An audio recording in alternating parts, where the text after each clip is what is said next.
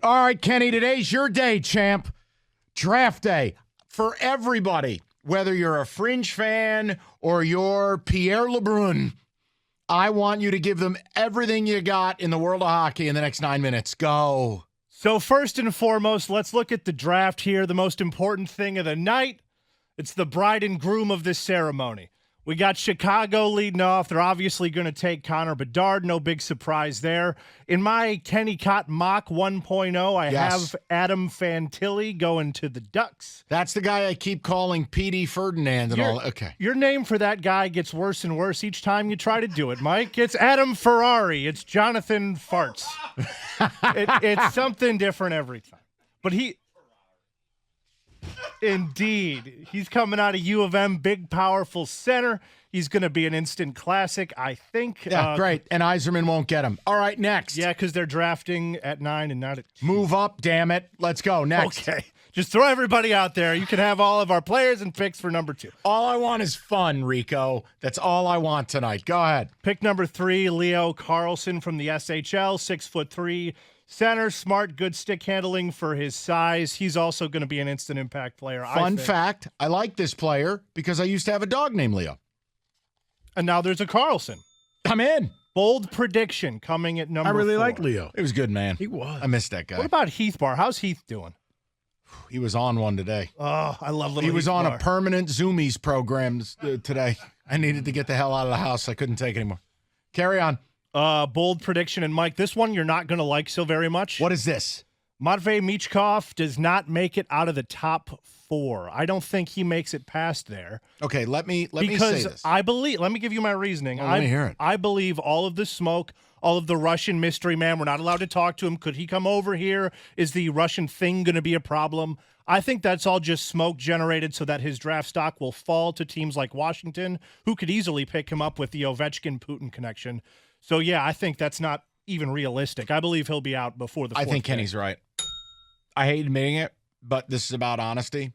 I think tonight you're going to see the kid go 3 or 4. So it's no way that, because in every draft there's always somebody that falls, and we're all shaking our head like, how? This couldn't be that? Well, the thing about this draft is it's so top-heavy that any of these guys could fall, and it wouldn't be that big of a surprise. Michkov is the one X factor that everybody talks about. Right, He's the that popular Michkov name. could fall down to 9 and the Wings wouldn't have to do anything. I think the bigger surprise to me, it would be if he fell all the way to 9 or if he fell all the way out of the top 10. I just don't see that happening. Can't we take a picture of him with a bong going? Yeah, with the bong gas mask, bong with the yeah. face mask Wow. on. Wow. Wow. Yeah, I don't think that would be good for him as a person. I don't know. Laramie Tunsil him. Yeah, I don't think he might not come out of Russia after that. That's all. I'll put it that way. Oh, the production matches the attention on this event tonight. This is great. Go ahead. Another bold prediction with somebody with so much high-end talent. I think we may see a team trade into the top 6. And it's the Red Wings. I don't think so. But there is a lot of high-end talent that will be available to be used in the next couple of years that will make their way up. I think the Red Wings are more worried about making the playoffs this year, which wouldn't put them in contention to do something like that. Trading off major assets that would help us in the right here, right now, as well as in the long term. I just don't see that's happening. The next piece of information. But hold on. I have to ask you this. Go ahead. Why is it that despite having cap space, a treasure trove of picks, why is it? Is it just because Yzerman works in silence, or is it because he's under no rush? Kenny, if the top of this draft is so wondrous, why wouldn't you attempt to move up? Because you're trying to win not just now, but long term. You've set your timeline in the next 8 years. That is 8 years. No. I'm not saying it's going to take 8 years. I'm saying that that's the length of Dylan Larkin's contract, meaning you're going to want to win sustained throughout those 8 years, the same way that Tampa Bay won throughout 8 years. You want not only right now winning, but long-term winning. If you mortgage your future for right now, that's not going to be prolonged winning. David, I got to tell you, right here, right now. he has been converted into one of these Yzer bots. I'm He's not a soccer saying player right now. He is kicking the can. I'm not kicking the can. The 8 cone, years? the cone or the can, 248. Wait till you hear what I have to say next. But have you seen Bijan run? Here's your core 4 What update. is that? That's the puck off the post. Somebody listened to Shoot the Puck guy, except they rang it off the pipe, like what usually happens. That's right. Unbelievable. This production's horrific. Go ahead, Kenny. Here's your Core 4 update. Reports coming out from Toronto GM Brad Treliving. Extension talks with both William Nylander and Austin Matthews. The focus now shifts to Mitch Marner, which is a guy. He's local. He could be.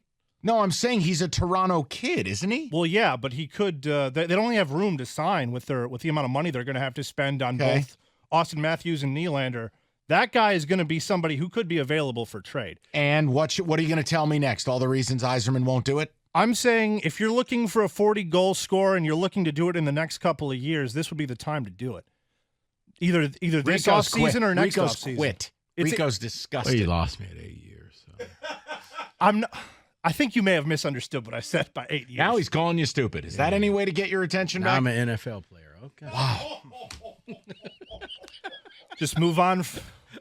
Kenny, you'll learn this as a radio host. There are certain moments you just steamroll through. You know, that's just what we're gonna do. We're gonna look at the Wings draft options. We're now. on to Cincinnati. Go ahead. We're going to things that could actually happen. All right. Wings could pick at 9. The pick at 9 is not completely off the table. In fact, I think what ends up happening is the 17th pick is gone, and a guy like Zadina is gone, and a second-round pick is gone. But you could still pick at 9. There is still value in taking those players that will help you in the future. Oliver Moore is a name that's been passed around quite a bit.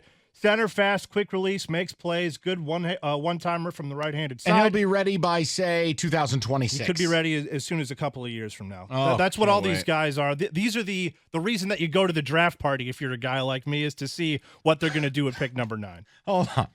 Can we talk about that for a minute? Go ahead. Go. I'm here for mockery. You know what, Kenny? If you enjoy it, you go ahead. Exactly, but I heard the commercial, and I'm like, wow, talk about an event no one's going to. Like, they're like, tickets available now for free at DetroitRedWings.com. I'm like, not a good sign. Then I'm like, what about the air quality thing?